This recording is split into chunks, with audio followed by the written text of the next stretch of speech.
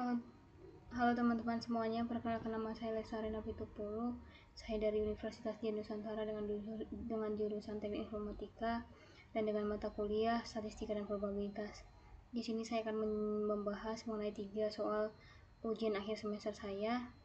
Jadi yang pertama itu ada soal mengenai sebuah perusahaan teknologi yang mengembangkan sistem AI untuk mendeteksi email spam. Jadi ada pun informasinya sebagai berikut. Yang pertama, sebanyak 30% email merupakan spam. Nah, sistem AI mampu mendeteksi email spam dengan benar sebesar 95%. Nah, yang ketiga, sistem salah mendeteksi email normal sebagai spam sebesar 8%, dan suatu email dinyatakan spam oleh sistem AI. Nah, ada 4 soal yang akan kita bahas, yaitu yang pertama, menghitung probabilitas bahwa email tersebut benar-benar spam menggunakan teori Bayesian. Yang kedua, menghitung secara manual. Dan yang ketiga itu mengimplementasikan penyelesaiannya menggunakan Python. Dan yang terakhir itu adalah menginterpretasikan hasil yang diperoleh. Nah, kita akan bahas satu-satu. Dimulai dari soal A. Ini kan udah diketahui nih sebuah perusahaan teknologi yang mengembangkan sistem AI untuk mendeteksi email spam, dan informasinya tadi udah kita bacakan. Nah, jadi di sini kan ada keterangan PS. Nah, ataupun PN ataupun PAS. Nah, keterangannya itu adalah S itu sama dengan email benar-benar spam, dan yang N itu adalah email normal, dan A itu adalah AI yang menyatakan email sebagai spam. Jadi PS-nya ini kan ada sekitar 30% atau sama dengan 0,3. Maka kita akan menghitung probabilitasnya menggunakan teori Bayes, yang dimana PS-nya itu adalah 0,30 atau probabilitas email spam. Untuk PN-nya itu sama dengan 0,70. Untuk PAS-nya itu atau AI yang mendeteksi spam dengan benar itu sekitar 0,95. Nah, untuk PAN-nya itu atau AI salah mendeteksi email normal sebagai spam itu sekitar 0,8. Maka rumus dari teorema Bayes itu adalah PSA sama dengan PAS dikali PS dibagi PAS dikali PS ditambah PAN dikali PN. Nah, maka PSA-nya sama dengan 0,95 dikali 0,30 dibagi 0,95 dikali 0,30 ditambah 0,08 dikali 0,70. Maka perhitungannya sama dengan, jadi pembilangnya itu 0,95 dikali 0,30, maka sama dengan 0,285, dan untuk penyebutnya itu adalah 0,95 dikali 0,30 ditambah dengan 0,08 dikali 0,70, maka 0,285 ditambah dengan 0,056 itu sama dengan 0,341, sehingga PSA-nya itu sama dengan 0,285 per 0,341. Maka hasilnya sama dengan 0,8358.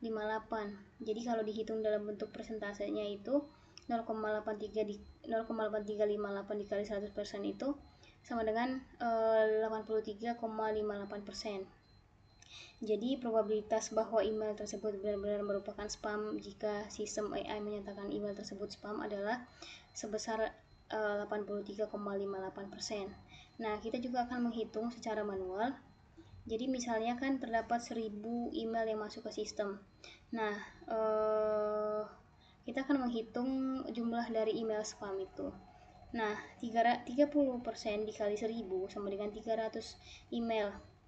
Nah, sistem AI ini berhasil mendeteksi spam sebesar 95%. Maka 95% dikali 300 sama dengan 285. Yang artinya terdapat 285 email spam yang berhasil dideteksi sebagai spam. Nah, kita juga akan menghitung jumlah email normal. Jadi jumlah email normalnya itu adalah 70% dikali 1000, maka sama dengan 700 email. Jadi sistem AI salah mendeteksi email normal sebagai spam sebesar 8%, sehingga 8% itu dikali 700 sama dengan 56 email. Yang artinya terdapat 56 email normal yang salah diklasifikasikan sebagai spam. Nah, yang ketiga, kita akan menghitung probabilitas posteriornya.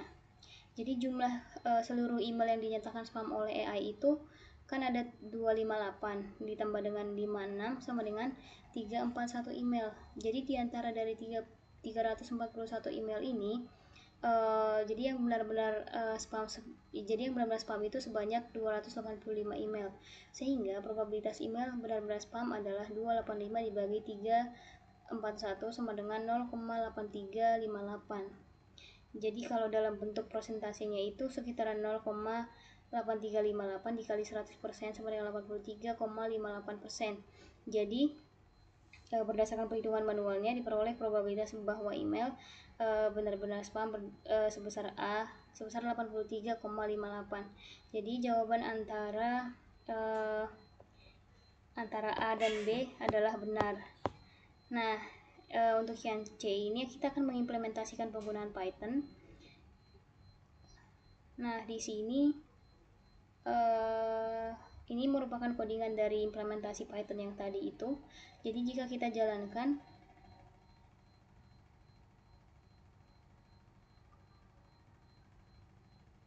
akan benar jawabannya.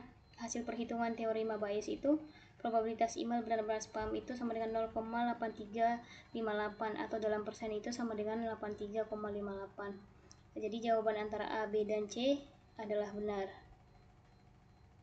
Nah, kita akan lanjut ke bagian D, yaitu interpretasi hasil.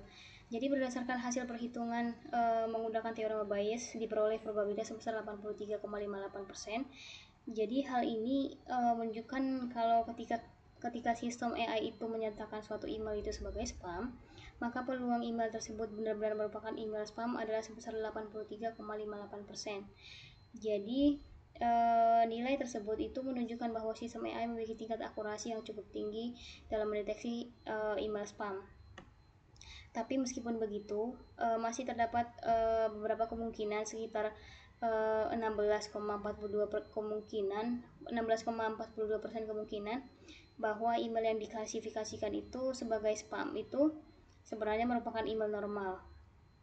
Tapi kesalahan tersebut dikenal sebagai false positive, yaitu kondisi ketika email normal dianggap sebagai spam.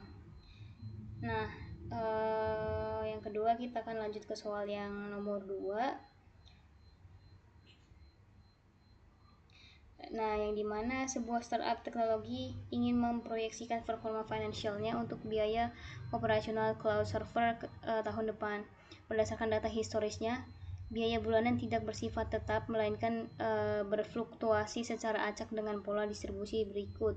Nah, kondisi dummy-nya itu yang pertama adalah biaya server web itu mengikuti distribusi normal dengan rata-rata sama dengan 15 juta dan standar deviasi itu atau sigma sama dengan 2 juta per bulan. Maka yang kedua, biaya bandwidth datanya itu mengikuti distribusi uniform atau seragam antara 5 juta sampai 12 juta per bulan. Jadi sebagai site reliability engineer yang menangani anggaran, selesaikan tugas berikut. Yang pertama ada pemodelan stimulasi, yaitu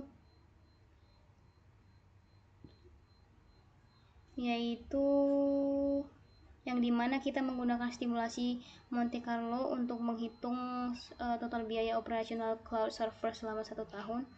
Nah, dan juga solusi komputasi Python. Nah, kita diminta untuk membuat script Python untuk melakukan stimulasi skenario di atas sebanyak 10.000 kali percobaan atau iterasi tahunan, dan juga kita diminta untuk menampilkan rata-rata total biaya operasional server selama setahun dari hasil stimulasi. Yang kedua, probabilitas atau peluang bahwa total biaya operasional server dalam setahun akan melebihi 285 juta. Nah, untuk soal jawaban nomor 2, langkah-langkah untuk kita membuat Monte Carlo itu adalah yang pertama itu kita harus menentukan distribusi probabilitas masing-masing komponen biaya. Yang kedua itu kita harus menghasilkan nilai acak biaya server web menggunakan distribusi normal. Yang ketiga itu kita menghasilkan nilai acak biaya bandwidth menggunakan distribusi uniform. Yang keempat, kita harus menjumlahkan kedua biaya tersebut sehingga diperoleh total biaya setiap bulan. Yang kelima itu mengulangi proses tersebut selama 12 bulan untuk memperoleh total biaya operasional selama 1 tahun. Nah, kita juga harus mengulangi simulasi sebanyak 10.000 kali agar diperoleh hasil yang stabil. Nah, kita juga harus menghitung rata-rata total biaya operasional tahunan. Dan yang terakhir, kita harus menghitung peluang total biaya operasional melebihi 285 juta. Nah, melalui simulasi ini, perusahaan akan dapat memperkirakan kebutuhan anggaran cloud server dengan mempertimbangkan ketidakpastian biaya yang mungkin terjadi. Nah, solusi untuk komputasi menggunakan Python itu, ini ada codingannya, import numpy snp, simulasi bandwidth minimal, parameter bandwidthnya ada, total tahunnya ada, dan juga hitungan rata-ratanya ada. Jadi hasilnya itu, dari hasil tersebut, hasil simulasi Monte Carlo sebanyak 10.000 kali percobaan itu diperoleh rata-rata total biaya operasional cloud servernya selama 1 tahun itu sekitar 281.900.000. Nah, selain itu diperoleh probabilitas sekitar 35,10% bahwa total biaya operasional selama 1 tahun akan melebihi 285 juta. Nah, jadi soal itu diperoleh probabilitas sekitar 35,10% bahwa total biaya operasional selama 1 tahun akan melebihi 285 juta. Nah, kita akan lanjut ke soal nomor 3. Nah, soal nomor 3 itu adalah sebuah perusahaan startup ingin menganalisis jumlah jam belajar dan nilai ujian dari 10 mahasiswa untuk mengetahui karakteristik data. Jadi di sini ada data dummy-nya, ada data mahasiswa, jam belajar, dan nilainya. Nah, dari data ini kita akan menghitung nilai min, median, dan standar deviasi untuk variabel jam belajar dan nilai ujian. Nah, kita juga harus membuat scatter plot hubungan kedua variabel dan juga menjelaskan karakteristik data berdasarkan hasil dari analisis tersebut. Nah, jadi yang pertama kita akan menghitung min, median, dan standar deviasi. Nah, jadi kalau dilihat dari variabel jam belajar itu, minnya itu kan rumusnya sama dengan jumlah seluruh data per banyak data. Nah, berarti jumlah seluruh datanya itu kan 65/10, maka sama dengan 6,5 jam. Nah, untuk mediannya itu karena jumlah data itu sebanyak 10 atau genap, maka median rata-rata data ke 5 dan ke 6. Nah, mediannya itu 6 ditambah 7 per 2, maka sama dengan 6,5 jam.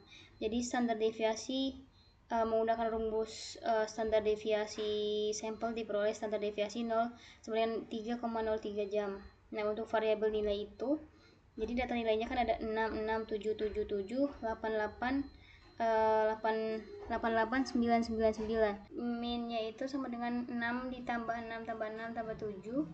6 tambah 6 ditambah 7 tambah 7 tambah 7 ditambah 8 tambah 8 ditambah 9 ditambah 9 ditambah 9 per 10. Maka jika dijumlahkan semuanya maka sama dengan 76 per 10. Nah, 76 dibagi 10 itu sama dengan 7,6. Nah, untuk mediannya itu adalah 7 ditambah 8 per 2 sama dengan 7,5. Jadi untuk standar deviasinya itu menggunakan rumus standar deviasi sampel diperoleh standar deviasi sama dengan 1,17. Nah, untuk ringkasan hasilnya itu, untuk variabelnya itu untuk jam belajarnya itu minnya itu sama dengan 6,5 dan untuk mediannya itu 6,5 juga, tapi untuk standar deviasinya itu sama dengan 3,03. Nah, untuk variabel nilainya itu minnya sama dengan 7,6 dan untuk mediannya 7,5 dan untuk standar deviasinya itu 1,17. Nah, untuk implementasi menggunakan Python, nah kita akan implementasi langsung menggunakan Python.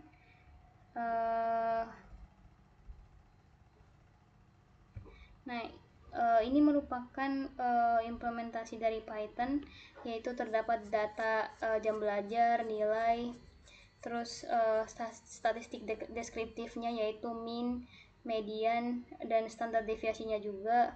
Dan juga untuk scatter plotnya itu, karena di soal tadi kita diminta untuk membuat scatter plotnya juga. Nah, ketika kita jalankan,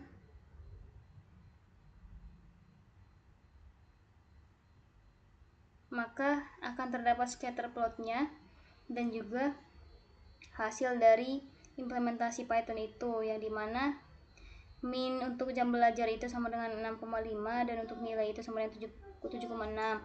Nah, untuk mediannya itu jam belajarnya 6,5, nilainya itu 7,5, dan untuk standar deviasinya itu jam belajar 3,027 dan juga nilainya itu sebenarnya 1,17. Nah, ini merupakan scatter plotnya. Jadi ada hubungan jam belajar dan nilai. Selanjutnya kita akan bahas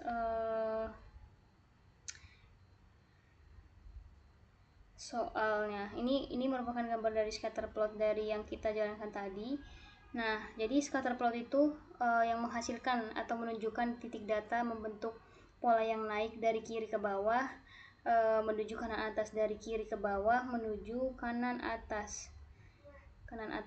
Nah, selanjutnya, jadi hal ini menunjukkan bahwa semakin banyak jam belajar kita dilakukan, jam belajar yang dilakukan oleh mahasiswa, maka nilai ujian itu akan cenderung meningkat. Nah, yang terakhir kita diminta untuk menganalisis karakteristik data. Jadi, berdasarkan hasil perhitungan statistik deskriptif diperoleh rata-rata jam belajar itu sebesar 6,5 jam. Sedangkan rata-rata nilai ujian itu sebesar 7,6. Jadi nilai median yang hampir sama dengan mean itu menunjukkan bahwa data relatif seimbang dan tidak memiliki penyimpangan yang besar. Jadi untuk standar deviasi jam belajar sebesar 0,03 itu menunjukkan bahwa variasi waktu belajar antar mahasiswa itu cukup besar. Nah, sebaliknya, standar deviasi nilai sebesar 1,17 itu menunjukkan bahwa nilai mahasiswa relatif lebih homogen dan tidak memiliki perbedaan yang terlalu jauh. Jadi berdasarkan scatter plot itu terlihat adanya hubungan positif antara jam belajar dan nilai ujian. Jadi semakin lama mahasiswa belajar, semakin tinggi pula nilai ujian yang diperoleh. Walaupun peningkatannya tidak selalu sama dan setiap mahasiswa itu punya pola hubungan yang terbentuk cukup jelas dan menunjukkan kolerasi positif. Jadi dengan demikian dapat disimpulkan bahwa jam belajar merupakan salah satu faktor yang berpengaruh terhadap peningkatan nilai ujian mahasiswa. Demikian yang boleh saya jelaskan. Sekian dan terima kasih.